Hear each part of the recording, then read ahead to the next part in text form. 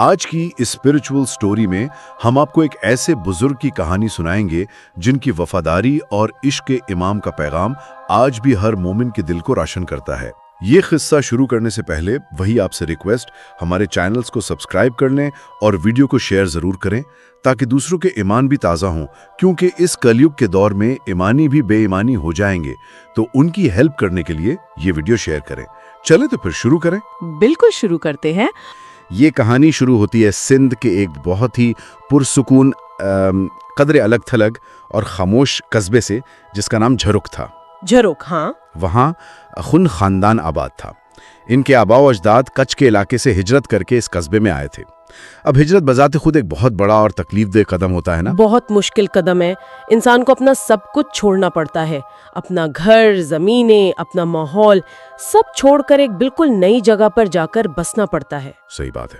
اور آج کے دور میں عام طور پر لوگ ہجرت تب کرتے ہیں جب انہیں معاشی حالات بہتر کرنے ہوں، کوئی بڑا دنیاوی فائدہ نظر آ رہا ہو، پیسہ کمانا ہو۔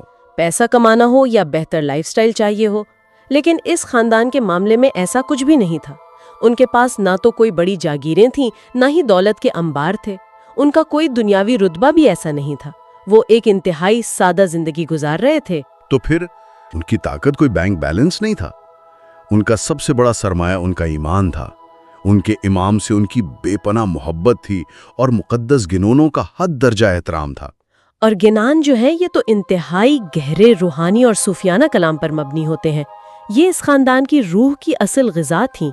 انہوں نے جو ہجرت کی تھی وہ کسی میٹیریل فائدے کے لیے نہیں کی تھی، بلکہ اپنے اس انمول روحانی خزانے کو محفوظ رکھنے کے لیے کی تھی تاکہ اسے اگلی نسلوں تک پہنچایا جا سکے۔ اور اس روحانی خزانے کو محفوظ رکھنے کا ان کا جو طریقہ تھا وہ سوچیں کتنا حیرت انگیز اور مشکل تھا۔ اس دور کا تصور کریں ذرا، نہ کوئی پرنٹنگ پریس تھی، نہ کتابیں چھاپنے کی کوئی ماڈرن مشینری تھی، فوٹو کاپیر تو دور کی بات ہے۔ بالکل، ان لوگوں کو اپنے ہاتھوں سے ان مقدس کتانوں کے پرانے نسخوں کی کتابت کرنی پڑتی تھی۔ ایک ایک لفظ، ایک ایک سطر کو قلم اور سیاہی سے لکھنا، انتہائی نفاست اور بے پناہ عقیدت کے ساتھ۔ راتوں کو دیے کی مدھم روشنی میں، گھنٹوں اور دنوں اور مہینوں کی محنت، اور یہ کوئی معمولی مشقت نہیں تھی۔ جسم کو تھکاوٹ ہوتی ہوگی، آنکھوں پر کتنا زور پڑتا ہوگا۔ لیکن ان تمام وسائل کی کمی کے باوجود یہ لوگ ہاتھ سے لکھے ہوئے یہ نایاب نسخے لوگوں میں انتہائی کم قیمت پر تقسیم کرتے تھے، بلکہ نہ ہونے کے برابر قیمت پر۔ ان کا مقصد کوئی کاروبار کرنا تو تھا ہی نہیں۔ وہ ایک خالص بے لوث روحانی خدمت تھی۔ ان کے دل میں ایک ہی تڑپ تھی کہ ہدایت اور نور کی یہ روشنی ہر گھر تک، ہر آنے والی نسل تک پہنچ جائے۔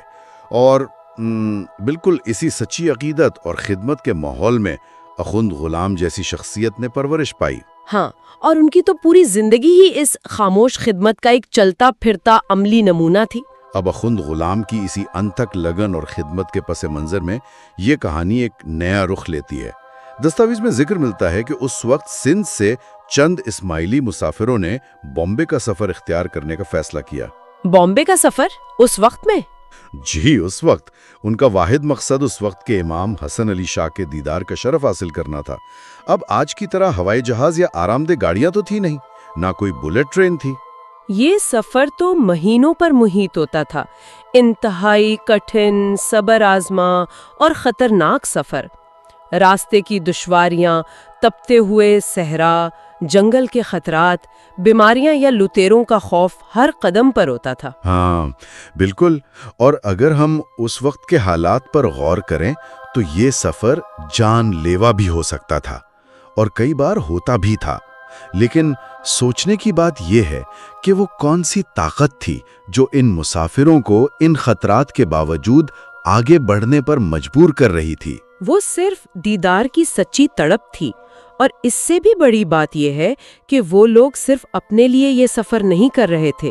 ان کے کندھوں پر سندھ کے چھوٹے قصبوں میں پیچھے رہ جانے والے ان گنت لوگوں کی خاموش دعائیں تھیں، آنسو، التجائیں اور عقیدت کے بے شمار پیغامات ان کے ساتھ تھے۔ ایگزیکٹلی، وہ ایک پوری کمیونٹی کے روحانی جذبات کی نمائندگی کر رہے تھے۔ اس وقت ان کے سامنے زمینی فاصلے اور پہاڑ بالکل بے معنی ہو کر رہ گئے تھے۔ پھر آخر کار مہینوں کی مسافت کے بعد وہ لوگ اپنی منزل پر پہنچے، اور جب وہ امام کی نورانی موجودگی میں حاضر ہوئے تو ظاہر ہے ان کی ساری تھکاوٹ ایک لمحے میں دور ہو گئی ہوگی. روحانی سکون مل گیا ہوگا انہیں. لیکن اس ملاقات کا سب سے خاص اور تاریخی لمحہ وہ تھا جب مسافر واپس سندھ روانہ ہونے لگے. روانگی کے بالکل آخری لمحات میں امام نے انہیں خاص طور پر روکا اور اکھنڈ غلام کے لیے ایک انتہائی اہم پیغام دیا. یہ وہ پوائنٹ ہے جہاں کہانی ایک گہرا رخ لیتی ہے. جی، اور یہ الفاظ تاریخ کے اوراق میں ہمیشہ کے لیے امر ہو گئے. امام نے فرمایا، جب تم سندھ واپس جاؤ تو جھرک جانا اور اکھنڈ سے کہنا تم میری محبت میں روتے اور تڑپتے ہو جس کی کوئی ضرورت نہیں، کیونکہ میں تم سے خوش ہوں. اس پیغام کی نزاکت کو سوچے ذرا.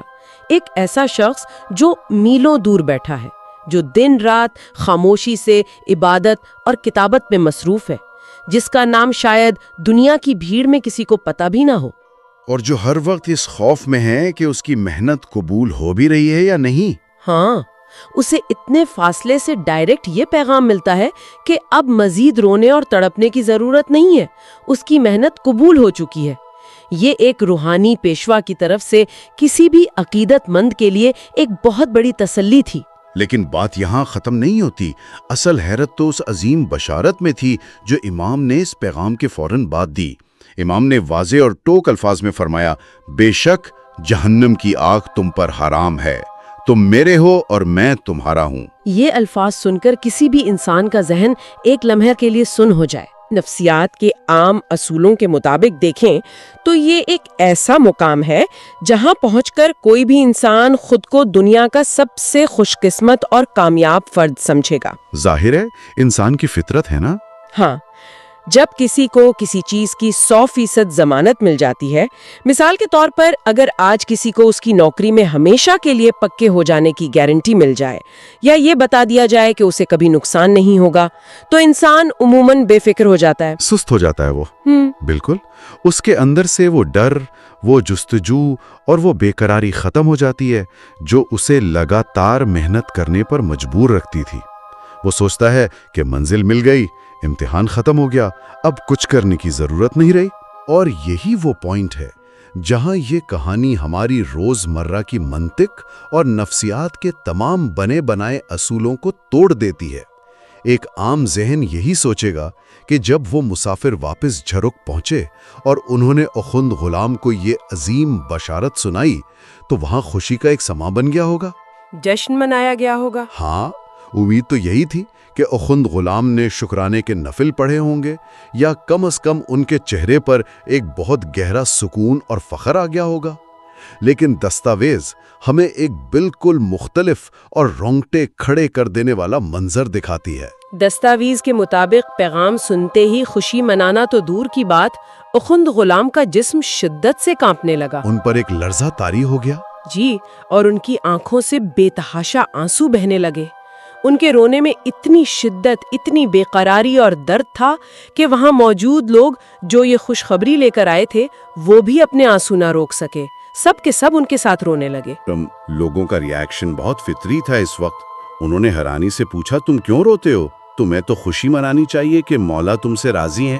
اور یہ سوال تو کسی بھی پڑھنے والے کے ذہن میں بھی آئے گا. لازمی سی بات ہے. جس انسان کو جہنم کی آگ سے آزادی کا پروانہ مل گیا ہو، جسے اس کے روحانی پیشوا نے کہہ دیا ہو کہ تم میرے ہو، وہ انسان کس دکھ یا کس خوف کی وجہ سے اتنی شدت سے رو رہا ہے؟ یہ عام منطق سے بالکل باہر لگتا ہے. اس بظاہر حیران کن ریاکشن کے پیچھے جو نفسیات کام کر رہی ہے نا، وہ اصل میں ایک عام انسان اور ایک سچے عاشق کے درمیان کا فرق واضح کرتی ہے. اخند غلام کا رونا کسی شکوے یا نا امیدی کی وجہ سے نہیں تھا اور نہ ہی اس پیغام پر شک کی وجہ سے تھا. تو پھر وجہ کیا تھی؟ یہ اس بوجھ اور اس ذمہ داری کا احساس تھا جو اتنی عظیم رحمت ملنے کے بعد ایک برا اور حساس روح محسوس کرتی ہے. یہ خوشی بے پناہ عاجزی اور خوف کا ایک ملا جلا احساس تھا. انہیں شدت سے یہ محسوس ہو رہا تھا کہ مجھ جیسے ایک عام اور خامیوں سے بھرے انسان پر اتنی بڑی عنایت کیسے ہو گئی. یہ وہ مقام عاجزی ہے جہاں انسان کائنات کا بڑا سے بڑا خزانہ پا کر بھی خود کو مٹی کا ایک حقیر ذرہ سمجھنے لگتا ہے.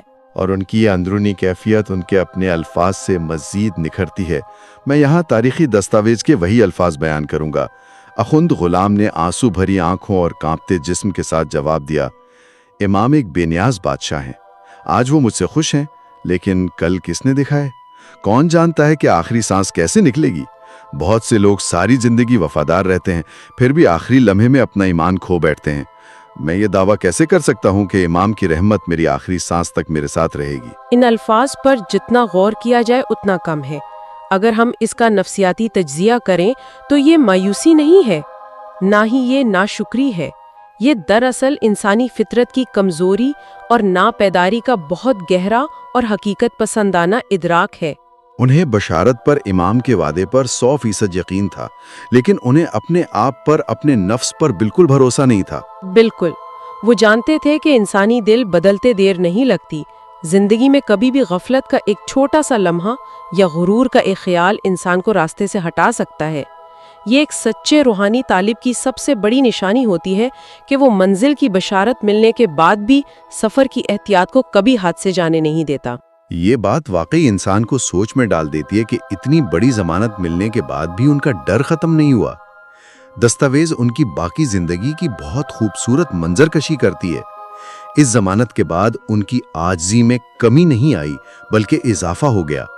ان کی محبت کی آگ بے فکری سے بجھنے کے بجائے اور تیز ہو گئی۔ دستاویز کہتی ہے، ایک مضبوط شعلے کو ہوا کے تیز طوفانوں سے بچایا گیا ہو جیسے۔ اخند غلام کے لیے اس بشارت کا مطلب یہ نہیں تھا کہ یہ شمع خود بخود جلتی رہے گی۔ ان کے نزدیک اس کی اہمیت کئی گنا بڑھ گئی تھی۔ اب انہیں اپنے اس ایمان کو غرور اور بے پرواہی کی تیز ہواؤں سے بچانا تھا، اور یہی ان کی مسلسل نگرانی اصل کمال تھی۔ اگر ہم اس سارے واقعے اور ان کے رویے کو آج کے معاشرے اور ہماری زندگی پر رکھ کر دیکھیں تو یہ ایک بہت بڑا آئینہ ہے۔ ہماری زندگی میں ہوتا کیا ہے؟ جب انسان کوئی معمولی سی نیکی کر لیتا ہے یا کسی کی تھوڑی سی مدد کر دیتا ہے تو اس کے اندر بہت تیزی سے تکبر آنا شروع ہو جاتا ہے۔ ایسا لگنے لگتا ہے جیسے اس نے دنیا فتح کر لی ہو۔ جی، اسے لگتا ہے اس کی نجات پکی ہو گئی اور وہ باقی لوگوں سے بہتر ہے۔ اخند غلام کا رویہ اس تکبر کی جڑ پر وار کرتا ہے۔ ان کا عمل سکھاتا ہے کہ سچی کامیابی اور قبولیت انسان میں غرور نہیں بھرتی بلکہ ایک کانپتی ہوئی عاجزی لے کر آتی ہے۔ آج کا انسان مادی کامیابیوں پر تو مغرور ہوتا ہی ہے، لیکن بعض اوقات اپنی نام نہاد روحانی اور اخلاقی کامیابیوں پر بھی غرور کرتا ہے۔ میں نے تو سب سے زیادہ عبادت کی ہے، یا میں نے اتنی نیکیاں کی ہیں۔ یہ وہ خاموش سوچ ہے جو دیمک کی طرح انسان کے اعمال کو اندر سے کھوکھلا کرتی ہے۔ اخند غلام کی داستان بتاتی ہے کہ جب تک سانس چل رہی ہے انسان حالت امتحان میں ہے۔ یہ سمجھ لینا کہ اب مجھے مزید خود پر قابو رکھنے کی ضرورت نہیں ہے، یہی سب سے بڑی روحانی ناکامی ہے۔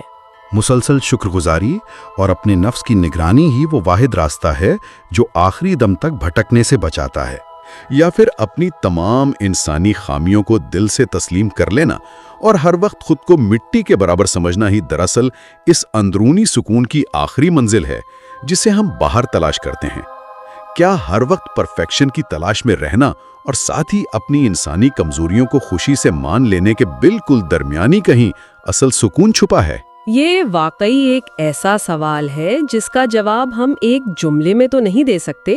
یہ وہ مقام ہے جہاں ہر انسان کو خود اپنے اندر جھانک کر دیکھنا ہوگا کہ اس کے لیے سکون کا اصل مطلب کیا ہے۔ کیا سکون بے فکری اور غفلت کا نام ہے، یا پھر ایک مسلسل عاجزانہ اور محتاط جستجو ہی اصل زندگی ہے؟ اور اسی انتہائی گہرے اور فکر انگیز سوال کے ساتھ ہم آج کے اس تفصیلی جائزے کو یہیں پر اختتام پذیر کرتے ہیں۔ امید کی جاتی ہے کہ اس تاریخی دستاویز کے ان چھپے ہوئے پہلوؤں نے سوچنے کے کئی نئے رستے کھولے ہوں گے۔ یاد رکھنے کی بات صرف اتنی ہے کہ کسی بھی روحانی آگاہی کا اصل مقصد انسان میں غرور بھرنا نہیں بلکہ اسے ایک کانپتی ہوئی عاجزی عطا کرنا ہے۔